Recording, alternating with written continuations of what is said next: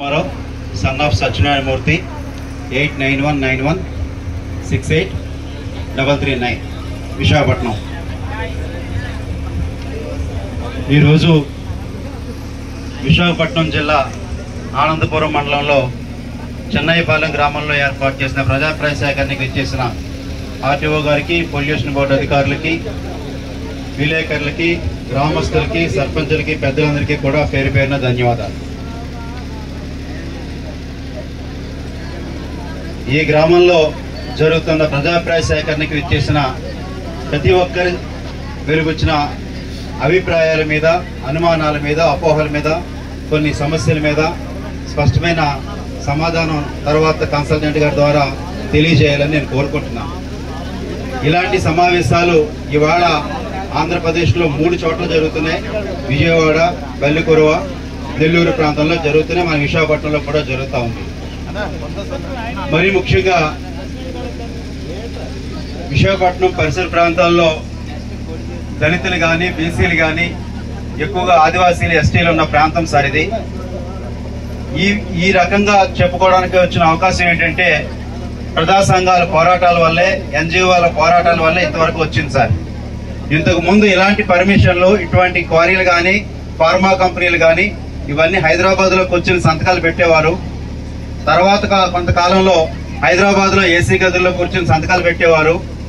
ప్రజలు అడగడం మొదలు పెట్టిన తర్వాత గ్రామాల్లోంచి, గూడాల్లోంచి వాళ్ళు చదువుకున్న వ్యక్తుల ద్వారా, వాళ్ళ నాయకత్వం ద్వారా, పరిసర రాజకీయ నాయకుల ద్వారా కోర్టును ఆశ్రయించిన తర్వాత కోర్టు వారు చెప్పిన సూచనల ప్రకారం, అయ్యా మీరు హైదరాబాద్లోనూ అమరావతిలోనూ కూర్చొని సంతకాలు పెడితే ప్రజలు నష్టపోతారు, అన్యాయం జరుగుతుంది కాబట్టి గ్రామంలోకి వెళ్ళి గ్రామస్తుల అభిప్రాయం తీసుకోమన్నారు. కాబట్టి మీరు మా దాకా వచ్చారు, మా ఊరికి వచ్చారు, మా గ్రామానికి వచ్చారు. వచ్చినందుకు మీ అందరికీ కూడా ధన్యవాదాలు, అభినందనలు తెలియజేసుకుంటున్నాం సార్. అయితే మీరు గతంలో సమావేశం ఏర్పాటు చేశారు సార్. ఒక డాక్యుమెంట్ ఇచ్చారు, నెల రోజుల ముందు సచివాలయంలో పెట్టారు, పంచాయతీలకు ఇచ్చారు, అందరికీ అవగాహన కల్పించారు. మళ్ళీ ఇవాళ కూడా డాక్యుమెంట్ ఇచ్చారు సార్. ఏదైనా ఒక పవర్ పాయింట్ ప్రజెంటేషన్ లాగా ఉంటే కనుక అసలు ఈ ప్రాజెక్ట్ ఏంటి, దీని విధానం ఏంటి, ఇది రెడ్ కేటగిరీ పరిశ్రమ లేదా ఇది ఫార్మా కంపెనీయా, అసలు ఈ కంపెనీ ఏంటి అంటే జనరల్గా కంకర అంటే ఎవరికి కూడా భయపడాల్సిన పని ఏమీ లేదు నాకు తెలిసి.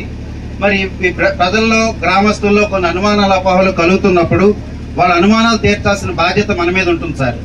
ఎందుకంటే ఏ రోజు కూడా ఈ గ్రామంలో ఇన్ని కార్లు కానీ, ఇంతమంది అధికారులు కానీ, ఇంతమంది పోలీసులు కానీ మేము ఎప్పుడు చూసినా ఎరిగిన దాఖలాలు లేవు సార్. మా వాళ్ళు ఏదో రాసుకొచ్చి మీకేదో కాగితం ఇద్దాం, మీకు చెప్తాము, మా బాధ సాధకాల గురించి మీ దాకా వచ్చాం సార్. ఇందులో ప్రాజెక్ట్ రిపోర్ట్లో నాకు కనపడింది ఏంటంటే వాటర్ సార్. వాటర్ వీళ్ళు ఎక్కడి నుంచి తీసుకొస్తారో నాకు అర్థం కాలేదు. కానీ ఈ ప్రాజెక్ట్కి సరిపడా వాటరు నేను గ్రామంలో అడిగితే ఉదయం పూట కొడాయిలే సరిగా రావడం లేదు. మరి ప్రాజెక్ట్ కంపెనీ వాళ్ళు ఎలాగిస్తారన్న మాట కూడా అడుగుతా ఉన్నారు. ఈ వాటర్ అంశంలో కూడా స్పష్టంగా క్లారిటీ కూడా లేని పరిస్థితి కూడా ఉంది సార్. 2 dumping yard sir. ఈ డాక్యుమెంట్లో ఎక్కడా కూడా ఒక డంపింగ్ యార్డ్ అనేది లేదన్నప్పుడు మీరు ప్రాజెక్టులో ఎట్లా ముందుకెళ్తారనే అనుమానాలు, అపోహలు కూడా ఉన్నాయి సార్. దీని మీద కూడా కొంత పరిశీలన చేయాల్సిన అవసరం కూడా ఉంది సార్. అయితే వీళ్ళు ఎక్కువ చెప్పేది ఏంటంటే పక్కన ఉన్న పరిశ్రమ, ఆక్వా పరిశ్రమ వల్ల మాకు కొన్ని ఇబ్బందులు వస్తున్నాయని చెప్తున్నారు. నేను ఏమనుకున్నానంటే గ్రామస్తులు చెప్తున్నారు, కలెక్టర్ ఆఫీస్కి వెళ్తున్నారు, పనులు అవ్వలేదు అంటే అధికారుల మీద కానీ, మన ప్రభుత్వం మీద కానీ నమ్మకం సరిపోవట్లేదు సార్. అంటే నేనేమనుకుంటున్నానంటే అప్పట్లో ఉమ్మడి జిల్లా ఉండేది కాబట్టి, పెద్ద జిల్లా ఉండేది కాబట్టి ఎవరు పట్టించుకోలేదా? ఇప్పుడు జిల్లాలు చిన్న చిన్న జిల్లాలు అయినాయి కాబట్టి, అధికారులు పెరుగుతున్నారు కాబట్టి, రెవెన్యూ కానీ, పొల్యూషన్ కంట్రోల్ బోర్డు కానీ కొత్త కొత్త కార్యాలయాలు వస్తున్నాయి. కానీ కనీసం ఇప్పటికన్నా వాళ్ళు ఇచ్చిన దరఖాస్తు మీద వెరిఫై చేయండి. పవన్ కళ్యాణ్ గారు ఏమో దీనికి మంత్రి సార్, పర్యావరణానికి మంత్రి పవన్ కళ్యాణ్ గారు సార్. వారిని కలవాలంటే మాకు అవకాశం ఉండదు, వారికి కాగితం ఇవ్వాలన్నా మాకు అవకాశం ఉండదు, మమ్మల్ని ఎయిర్పోర్ట్ దాకా కూడా రానిచ్చే అవకాశం లేదు సార్. దయచేసి మీ ద్వారా మేము పవన్ కళ్యాణ్ గారికి కూడా కోరుకునేది ఏంటంటే పర్యావరణానికి సంబంధించిన అంశాల మీద దృష్టి సారించాలని చెప్పి కోరుతున్నాను సార్. అలాగే వీళ్ళు లోతు 114 అడుగుల వరకు అన్న మాట చెప్తున్నారు సార్. ఇది ఏ రకంగా ఉంటుంది? ఇంకొకటి ఏంటంటే అసలు ఈ పరిశ్రమ వల్ల, ఈ తవ్వడం వల్ల ఎవరికి ఏంటి ఉపయోగం? ఇందులో మీరు ఈ డాక్యుమెంట్లో రాసింది ఏంటంటే కంకర, క్వార్జైట్, రఫ్ స్టోను. మరి కంకర ఇప్పుడు భోగాపురం ఎయిర్పోర్ట్ అవుతుంది, రెడీ అవుతుంది, కంకరకైతే అభ్యంతరం లేదు. రఫ్ స్టోన్ బిల్డింగ్లు, కన్స్ట్రక్షన్ కావాలి. మరి ఇంకెక్కడ సమస్య వస్తుందన్న దాని మీద సరిగ్గా వివరణ లేదు. మీరు కడుపులో ఒకటి చెప్పుకొని పుస్తకాల్లో ఒకటి రాసి, ఇందాక సోదరుడు గిరిజన సోదరుడు ఎస్టీ సోదరుడు చక్కగా మాట్లాడాడు, పాయింట్ టు పాయింట్ చెప్తున్నాడు సార్. మీరు కడుపులో ఒకటి పెట్టుకొని కాగితంలో ఒకటి పెట్టుకొని మాటలు వేరేగా చెప్తున్నారు, దానివల్లే మేము భయపడుతున్నాము, అనుమానాలు వస్తున్నాయి అంటున్నారు సార్.